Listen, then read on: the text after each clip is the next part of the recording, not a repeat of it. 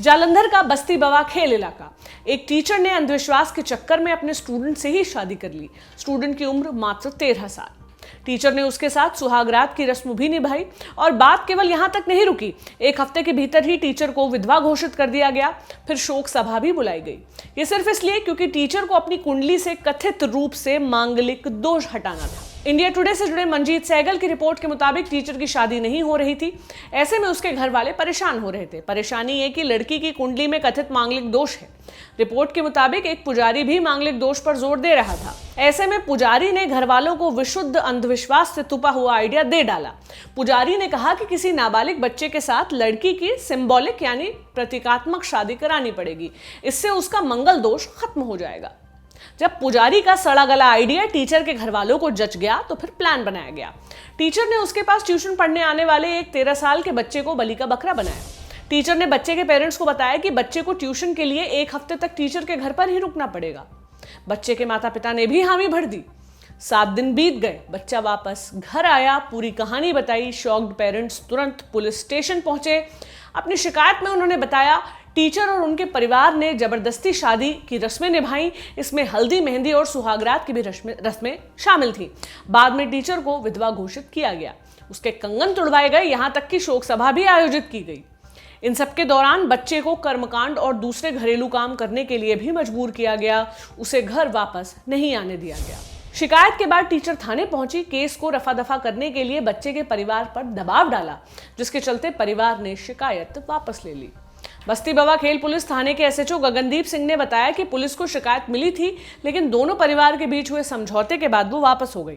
हालांकि senior police अधिकारियों ने पूरे मामले को गंभीरता से लेते हुए जांच के आदेश दिए हैं। जालंधर के डीएसपी गुरमीत सिंह ने बताया कि बच्चा नाबालिग है और उसे एक घर में बंद रखना गैर कानूनी है। इस पूरे मामले की जांच चल रही है। दूसरी तरफ अभी तक उस टीचर और उसके घर वालों के खिलाफ कोई कार्रवाई नहीं हुई है। इस मामले के कानूनी पहलू क्या है, हमने सोचा ये भी समझ लेते हैं। इसके लिए हमने बात की एक्सपर्ट से। सुनिए। कन्फाइनमेंट अपने आप में एक लीगल टर्म ही है। कन्फाइन करके रखना, किसी को कैद करके रखना। मैं बताना चाहूंगी यहाँ पे किडनैपिंग का भी ऑफेंस बनता है। 16 साल से 18 साल, लड़के की एज में 16 साल, लड़की की एज में 18 साल से कम उम्र के लोगों की किडनैपिंग होती है। अगर एक बच्चा 16 से 18 साल की उम्र का कम का है तो उसकी किडनैपिंग होगी, और 18 साल से ऊपर उम्र के लोगों का अबडक्शन होता है। तो सिर्फ कन्फाइनमेंट, रॉन्गफुल कन्फाइनमेंट या इलीगल कन्फाइनमेंट जो टर्म है वो है रॉन्गफुल कन्फाइनमेंट ही नहीं, लीगल कन्फाइनमेंट ही नहीं, किडनैपिंग का भी चार्ज ऐसे लोगों पे लगता है। उस टीचर पे किडनैपिंग का भी पूरा चार्ज उस बच्चे के लिए लगता है। माँ बाप की कस्टडी से लेके जाना, आपकी कस्टडी में वो अभी बच्चा है, उसको इलीगली आपने कन्फाइन करके रखा और ये सारे इलीगल एक्ट्स आपने, इलीगल ऑफेंसेस आपने उसके साथ कमिट किए। उसके बाद मैं बात करना चाहूंगी, आपने मुझसे पूछा कि क्या ये पॉक्सो में कवर होता है कि नहीं, तो मैं इसका जवाब देना चाहूंगी। Section 2A, section 2D of POCSO act, जो हमारा पॉक्सो एक्ट है, prevention of child from sexual offences act, बात करता है चाइल्ड की डेफिनेशन की।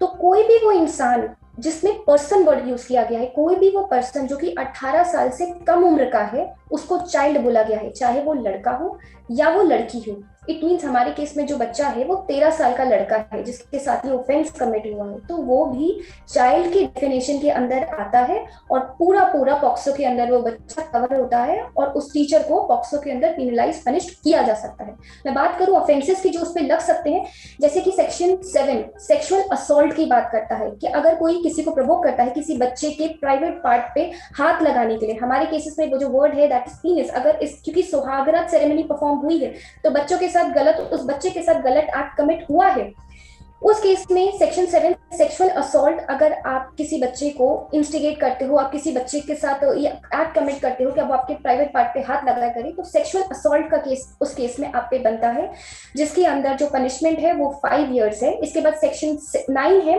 अगर सेक्शन 9L और Q हम लोग देखें, जो कि एग्रीवेटेड असॉल्ट की बात करता है, जिसमें कोई भी पर्सन कवर होता है, अगर वो इस तरह का एक्ट अगर किसी बच्चे के साथ करता है तो उसमें भी इसको पेनलाइज किया गया है। इसके अलावा सेक्सुअल हैरेसमेंट जो कि सेक्शन 11 बात करता है, जिसमें 7 साल की सजा और फाइन है अगर आप किसी बच्चे को सेक्सुअली हैरेस कर रहे हो, जो कि भी इस केस में पूरा कवर हो रहा है, उस केस में 7 साल की पनिशमेंट है। उसके साथ साथ सेक्शन 16 है जो कि अबेटमेंट ऑफ दिस ऑफेंस की बात करता है। अगर कोई थर्ड पर्सन ऑफेंस के लिए किसी को इंस्टिगेट भी कर रहा है, अबेट भी कर रहा है, जैसे कि इस केस में ये प्रीस्ट इन लोगों ने बोला कि ये सेरेमनीज को परफॉर्म करना जरूरी है जिससे कि सो कॉल्ड मांगलिक दोष उस लड़की का, उस औरत का उतर जाएगा। तो ये अबेटमेंट है जो कि सेक्शन 16 में पॉक्सो एक्ट में कवर होती है। तो सिर्फ ना ही वो टीचर बल्कि वो सारे लोग जिन्होंने इंस्टिगेट किया, एबेट किया इस ऑफेंस को, इस क्राइम को कमिट करने के लिए, वो सारे लोग पॉक्सो एक्ट के अंदर, पॉक्सो एक्ट के तहत कवर होते हैं। आखिर में हम यही कहेंगे कि पूरी कहानी पागलपन से भरी हुई है जिसे सुनकर घिन आती है। घिन इसलिए क्योंकि एक तो इसमें एक नाबालिग को अजीब तरह की क्रूरता और सनक से जूझना पड़ा है, और दूसरा ये कि हमारे देश के संविधान में एक शब्द का जिक्र है, उसे वैज्ञानिक चेतना कहते हैं। संविधान आशा करता है कि सरकारें और नागरिक इस वैज्ञानिक चेतना से प्रेरित होकर तर्कसंगत व्यवहार करें, लेकिन ऐसा होता नहीं है। वैसे आपने सुना तो होगा कि कथित मांगलिक दोष को दूर करने के लिए पेड़ और जानवरों के साथ महिलाओं की शादी कराई जाती है। ऐसी कई खबरें समय समय पर आती रहती हैं, लेकिन किसी नाबालिग के साथ शादी कराने की रस्म को निभाने का ये केस अपने आप में यूनिक है, मूर्खतापूर्ण है। कंजर्वेटिव सोच मांगलिक दोष को लेकर बेमतलब का डर भर देती है।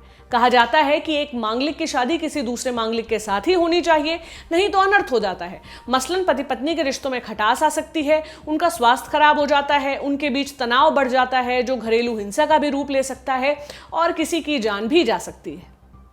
ये सब उल्टे सीधे दावे हैं, इनका कोई भी ठोस आधार नहीं है। अपनी दुकान चलाने और समाज को अंधविश्वासी बनाए रखने का जरिया भरे। क्या किसी आदमी का जीवन किसी दूसरे ग्रह की गति और चाल से प्रभावित होगा या फिर उसके द्वारा किए गए फैसलों से? जो कपल मांगलिक नहीं होते, क्या उनके जीवन में कोई खटास नहीं आती? क्या उम्र से पहले हादसों का शिकार हो जाने वाले व्यक्ति का पार्टनर मांगलिक होता है? हमारे देश में आए दिन महिलाओं के खिलाफ घरेलू हिंसा की खबरें आती हैं। वो मार डाली जाती हैं, जला दी जाती हैं। क्या ये सभी महिलाएं या उनके पति मांगलिक होते हैं? हमारी फिल्मों और टीवी पर भी मांगलिक दोष को बहुत बढ़ा चढ़ाकर दिखाया जाता है, लेकिन अगर आपको लगता है कि केवल काल्पनिक शोज ही इस तरह की सोच को बढ़ावा देते हैं तो आप गलत हैं। सबसे बड़ा उदाहरण तो ऐश्वर्या राय और अभिषेक बच्चन की शादी का है। ऐश्वर्या राय को मांगलिक बताया गया था। सिर्फ इतना ही नहीं, उनका कथित मंगल दोष मिटाने के लिए कई मंदिरों ने दावेदारी की थी। अभिषेक से शादी होने से पहले ऐश्वर्या की शादी पीपल के पेड़ से कराई गई थी। पूरे देश ने देखा था कि किस तरह हमारे स्टार्स भी इस तरह की रूढ़ियों से घिरे हुए हैं। खैर, हम कह सकते हैं कि यह बच्चन परिवार का प्राइवेट मसला था। प्राइवेट में रहकर हम अपने बिलीफ फॉलो करें, कितने भी कर्मकांड माने, कितने भी अंधविश्वासी हो जाएं, चल जाता है। लेकिन अगर आप अपनी इन मान्यताओं को हम दूसरों पर थोपने लगे कि अपना उल्लू सीधा करने के लिए एक वयस्क एक नाबालिग से शादी कर ले, तो ये ना तो केवल मूर्खतापूर्ण है बल्कि गैर कानूनी भी।